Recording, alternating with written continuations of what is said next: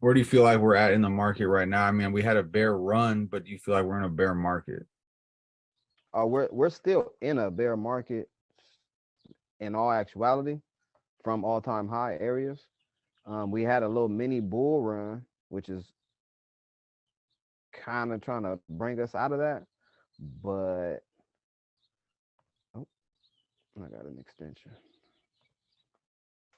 So as you see, we bounced out of here, and literally since October, we've been on a tear. But when I'm looking at that and I'm seeing that, I'm seeing the market itself as a whole still got 500 bucks, still got about 12% to go before it gets back to its all-time high. Yeah. But what I'm also seeing is Apple hitting all-time highs, Nvidia hitting all-time highs, and D hitting all-time highs. Microsoft, yeah. All these companies that are the heaviest weighing in the market, that's the big dogs. All these companies hitting all-time highs and the market isn't. That's alarming to me. And alarming in a positive way or negative way? There's nothing positive about being alarmed. Yeah. Yeah. But it's not to say, I don't know how it's gonna go, but I'd like to go and do my research and look at the past and see how everything is lining up today and how it was lining up in the past when things got crazy. So if I'm looking and I got, my moving averages set up and I'm seeing the way that these moving averages is crossing underneath each other,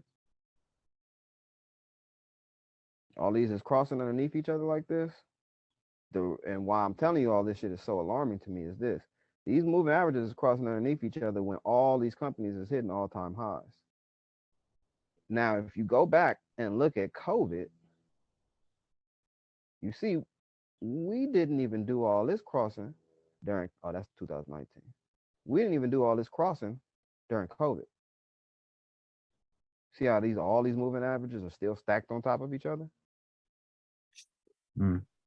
The last time these moving averages crossed underneath each other like this,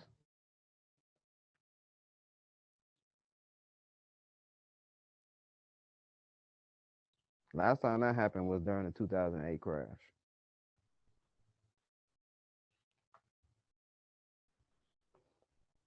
Same setup.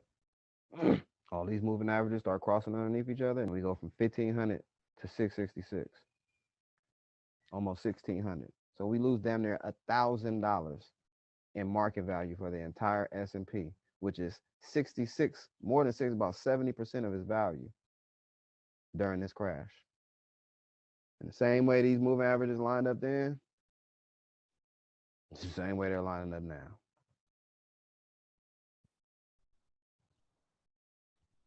So it's definitely going to be interesting to see what happens moving forward. Um, but if I was to be a guessing man, don't get me wrong, the market is a forward looking mechanism. It wasn't even created to go down, it was only intended to go up in price. It goes up 71% of the time. I believe that we could potentially be walking into the 29% of the time that it does not.